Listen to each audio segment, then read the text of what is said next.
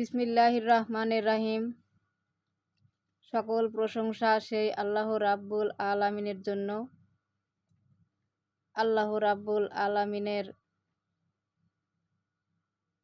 পক্ষ থেকে সকলের প্রতি আমার সালাম রহিল। আসসালামু আলাইকুম। এখানে বিরাট একটি প্রথমেই প্রশ্ন আসিয়া যায়, সকল প্রশংসা যদি আল্লাহ রাব্বুল আলামিনের প্রতি আমাদের থাকিয়া থাকে, তাহলে পীরের হাত ধরতে যাব কেন? এই বিষয়ে আজকে মূল্যবান আলোচনা। আমি পীরের হাত ধরিতে যাব না, কিন্তু আল্লাহর নৈকট্য লাভের পথ এবং আল্লাহর ক্ষমা মার্জনার ক্ষমা প্রাপ্তির নৈকট্য লাভের বিধান রহিয়াছে পীর মুর্শিদের হাতে। তাই সেই পীরের হাত আমি ধরি নাই, ধরিয়াছি সেই বিধানের হাত। কেননা বিধানের মধ্যে পীরের হাতে এমনও বিধান রহিয়াছে যে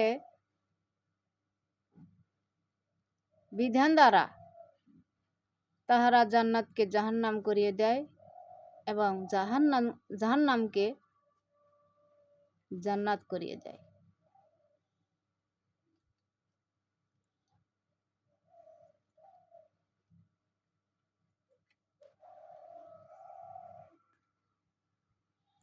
কিন্তু এই বিধানের মধ্যে আল্লাহর এমনও অঙ্গীকার রহিয়াছে, তিনি বলিয়াছেন, হে মানবগণ, তোমরা আমার বিধানের বিরোধিতা করিও না। উল্লেখ্য সূরা মুহাম্মদ আয়াত 1-2। তো প্রথমেই বান্দাহর গুণ যদি আল্লাহ মার্জনা করিতেন, তাহলে রাসূল প্রেরণ করিবার কোনোই প্রয়োজন হইত না। তাই সকল ইবাদতের মূল হইল আল্লাহর রাসূলকে স্বীকার করা। সূরা বাকারা 38 আয়াতের মধ্যে ইহার প্রমাণও রহিয়াছে। আল্লাহ বলিয়াছেন, হে আদম, হে বনি আদম, আমার পক্ষ হইতে যদি কোনো নসিহত ও হেদায়ত পৌঁছে, তোমরা তাহাকে স্বীকার করিও।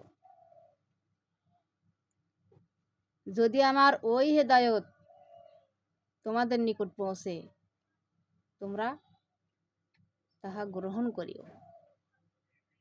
কারণ রাসূল আমাদিগকে কথা বলার সাহস বুদ্ধি করিয়া দিয়েছেন। রাসূল আমাদিগকে স্বাধীনতা আনিয়ে দিয়েছেন। রাসূল আমাদিগকে ভাষা শিখাইয়াছেন।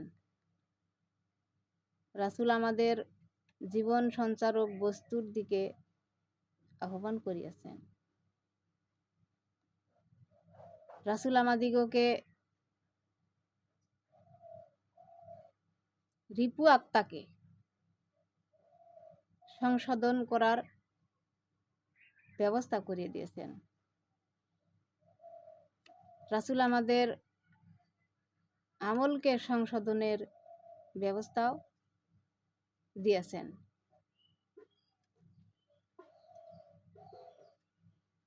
আমার আল্লাহ বলেন, হে মানবকুল, তোমরা যদি আমার রাসূল দিগকে চিনিতে না পারো,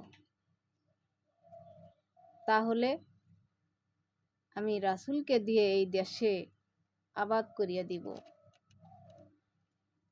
সূরা ইব্রাহিমের মধ্যে ইহারও প্রমাণ করিয়াছেন। তো যদিও কোরআন থেকেই আমরা সকল শিক্ষা পাইয়া থাকি, তারপরেও বিধান দ্বারা, প্র্যাকটিক্যাল দ্বারা পীরগণেরা সেই রাসূলের পথ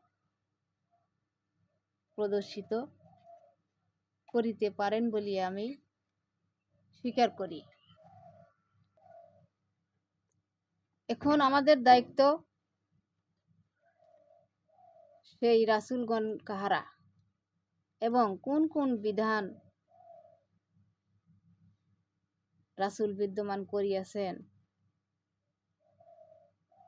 এগুলোই আমাদের দেখার প্রয়োজন। যদি আয়াতগুলো আমি তুলে ধরি, প্রিয় দর্শক, আপনি কি আর কিতাব খুলিবেন?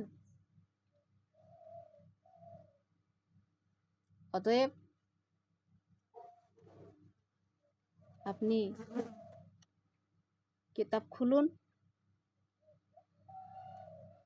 কোরআনের প্রতি সেই সমস্ত আয়াত অন্বেষণ করুন,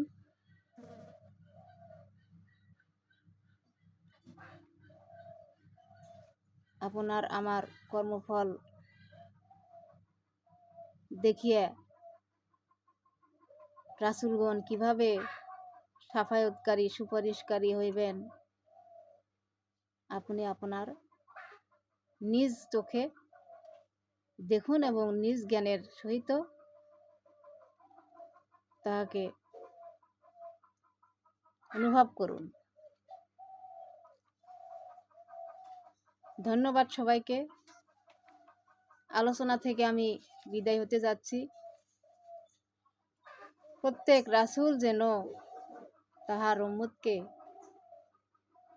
সাফায়াত করিয়া নেন, সাফায়াত করেন, এই প্রত্যাশায় রহিলাম। আমিন। আসসালামু আলাইকুম। ধন্যবাদ সবাই।